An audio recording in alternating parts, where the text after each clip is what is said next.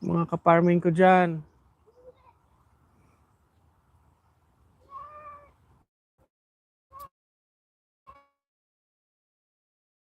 Ito po sila. Pagwa lang na, Nick.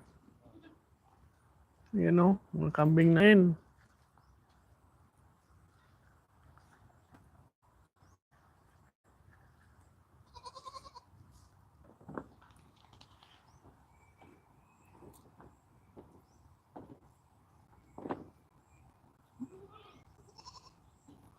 Hello po sa one viewer.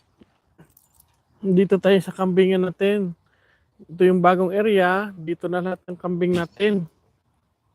Kasi doon sa lumang area, nagkasakit yung mga bisero natin.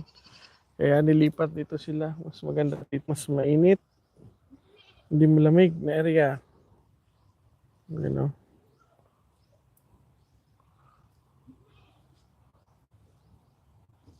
Yan yung si John Maroy, bulugan natin.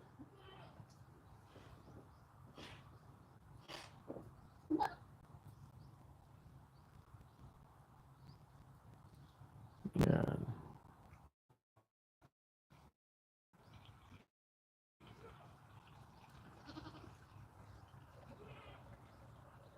Yan po yung nagpapakain kami ng kambing namin, guys. Ito.